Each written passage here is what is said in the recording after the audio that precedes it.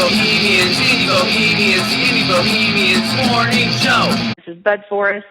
He's the producer of In the Mood. It's a 1940s big band musical review. It's going to be at the Schermerhorn Symphony Center February 15th.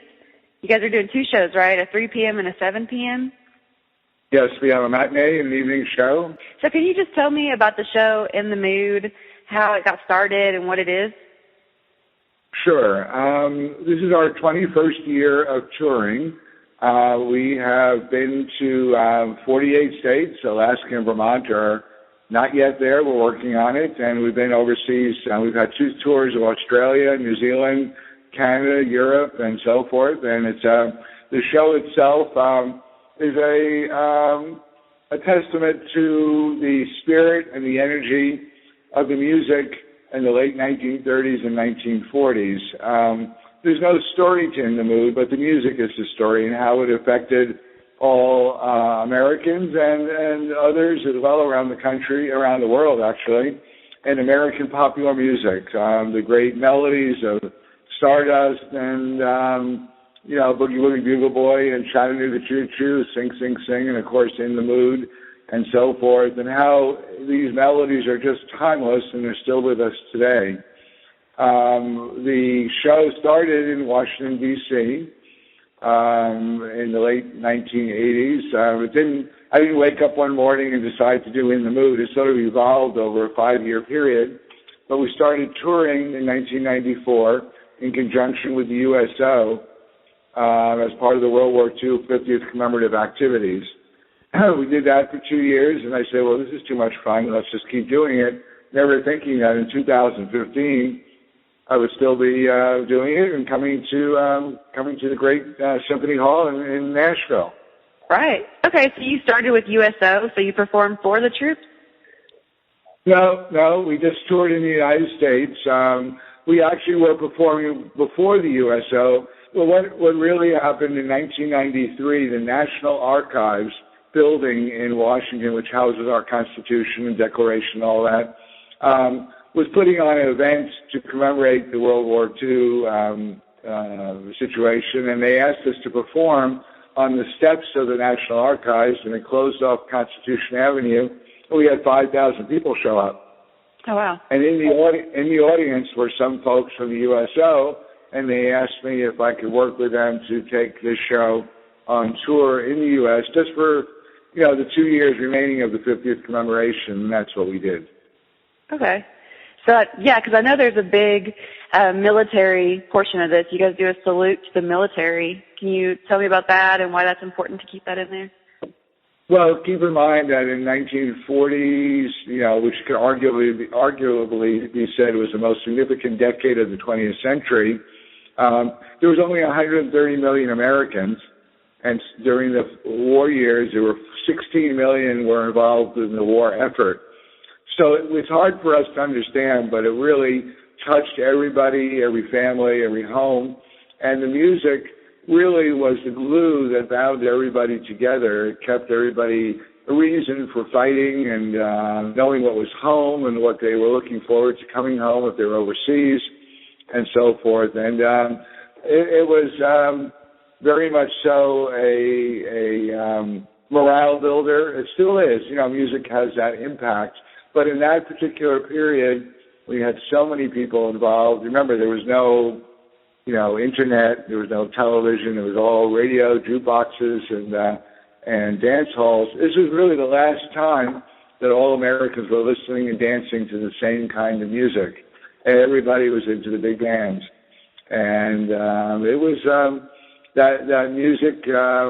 And the music arrangers is just touched everybody in a way that is still with us today. You guys started, you said the late 80s, and you got the In the Mood show started around 93, 94, right? So did your show have anything to do with the big swing revival that was going on in popular culture?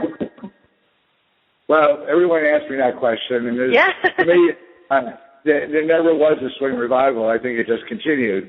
I think that this music and the way it sounds, whether it be the big band that was with Doc Severinsen for years on The Tonight Show, and of course the touring, other big bands that are touring of Glenn Miller and Tommy Dorsey and Artie Shaw and so forth. I don't think it ever went away This is not something that is, one hit and then it goes away or one style. This is 75, 80 years later, and it's still here. And so I think it's just continued on.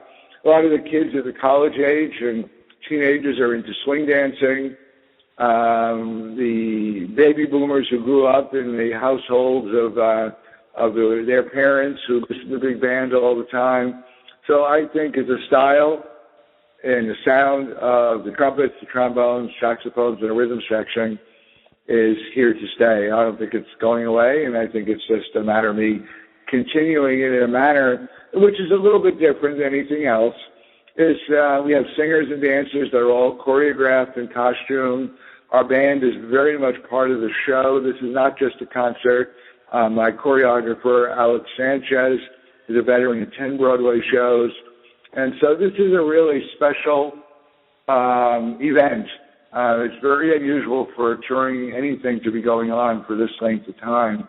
And we're very, very pleased and proud to be able to continue the great traditions of that era. All right. So it's a musical review. You have swing dancers, and then you also do audience participation, right? Is it kind of a call and answer, or how's that go?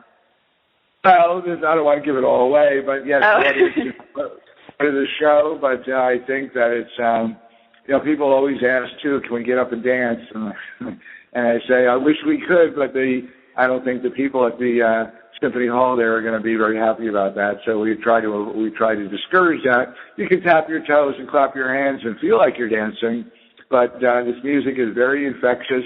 It really has an impact on the audience. It makes people cry, it makes them smile, it makes them laugh, and we hear stories after the show all the time about what this music has meant to people, and it's a real pleasure to be able to just evoke that. We do feel up on the stage, because I play the piano and conduct the orchestra, we do feel the audience up there and how they're reacting every show, and it's just the veteran part is towards the end of our show, and it's a very important part as we honor not only World War II veterans, but today's veterans. And there's so much that went on with this music back in the 1940s that is relevant today, that we get Vietnam veterans who tell us thank you for saying thank you. It's the first time that anybody ever did that, and that's a big part of what we do. It takes them back, right, to the good parts at least of that era. Well, yeah, we're not glorifying war. We are honoring the music and the spirit that helped our troops and sailors, Marines, airmen, and Army, and women and men who, sacrificed and in many ways that we'll never know. Right. So it is called Big Band, and you guys play with the String of Pearls Orchestra, right? So we have 13 members of the String of Pearls Orchestra, and we have 6 singers and dancers, so there's 19 people on stage. Very cool. Yeah, that sounds like a great time. I'm really excited to see it. Was there anything? Go ahead. From the moment the band plays the first note to the end, it's over 2 hours of entertainment and music, and it really. I try to pick songs that say something more than just a fluff song. They are very much have a purpose in where they are in the show. Exactly. Yeah, it sounds great and super high energy, I can imagine. And like you said, people just want to get up and dance. It's a family show. I always say it's for kids from 8 to 98. Mm-hmm. And I think that the audiences, we got a lot of families coming, bring the grandparents, and they bring their children, they bring the grandchildren. And then I do get emails saying after the show they go home and the grandparents sort of start talking about what it was like to be a young kid during that time and what music meant to them and their families and their brothers and parents and sisters and husbands and all that it meant to them. And it evokes all of those feelings. Oh, yeah. Do you guys have people come dressed for that era? Yes, they do. So occasionally we have different people who are into that style, and also there's I know on the West Coast we have the there's an association of American war brides about the guys who married overseas ladies and brought them back to the United States. There are still people who are active in that. So sadly we're losing the World War II generation real quickly now, but the memories linger on. Oh, right. Yeah. My grandfather fought, and he was a POW in World War II, but, he's passed on a couple of years ago. Everybody has a story about that, and everybody, exactly. This is why this touches, and every once in a while we meet one of the original musicians in one of the bands or singers or whatever, and a real fun way to reminisce because their stories are amazing. And for us to come to Nashville, which certainly is a home of a different kind of music, but certainly there was actually a country western swing music at the time, Bob Wills. Oh, really? Yeah, big time. He was a big star at the time. And also, music is music, and whether it be country music or big band music, there's a certain thread, and as they say, music is the universal language. And so you may be fans of country music, but come and hear this, I think you'll be swayed over to check this style out as well, Oh, yeah, I think everybody likes big band music. I mean, it's just pure talent. It's all the instruments and then the dancing and the singing. It's not the auto-tune produced stuff that we get in popular music today. So it's more authentic. And to put this in the Schermerhorn Concert Hall is also a real stitch.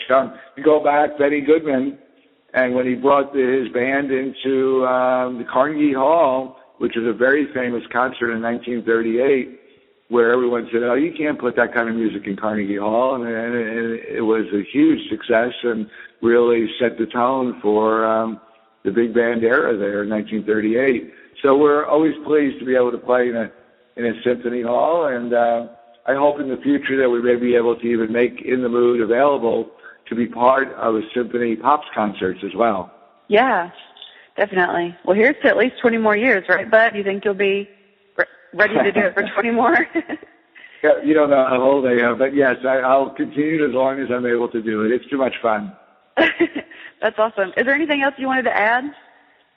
No, just that we're traveling all across the United States, and we are started out in Galveston, Texas, on January 16th. We're going all the way to Buffalo on May 31st, where we end, and then we have 2 weeks in Boston. We have a week in Mesa, Arizona, and a few other. The rest of the time, it's everywhere from Seattle to Southern California and Boston to Florida. It's all over the United States, and we have a real picture of what this country is made of. And I think the music that we do sort of is a symbol of that strength. And we only do for one day only. So 2 shows, February 15th. I don't know if you guys will have any time to spend time in Nashville. Is there anything that you like to do when you come to Nashville? Well, first and foremost, my daughter works at Vanderbilt University, so. Oh, okay. Okay, get a little father-daughter time. Yeah, a little bit of time stopping in to say hi, and I think if we have a little bit of free time, we will take advantage of all the good things that Nashville has to offer. Excellent. Thank you so much, Bud. This is Bud Forrest. Like we said, the producer of In the Mood. It's a 1950s big band musical review, and you can see them at the Schermerhorn Symphony Center, February 15th. That's a Sunday, and they have 2 shows, 3 p.m. and 7 p.m., all ages show, right? Yeah, and also for those that are interested, the show lasts 2 hours and 20 minutes, including intermission, because I know that 3 o'clock time gets out around 5:20, 5:30. Those that are planning dinner and so forth. And keep in mind, this is a great Valentine's time frame to bring your sweethearts to, and great romantic music. It's sentimental, it's jazzy and brassy, and it's all that going on at the same time. So coming out and fall in love again. Oh, that sounds great. That's what I want to do now for Valentine's Day. All right, well, it's so nice talking to you, Bud. Thank you.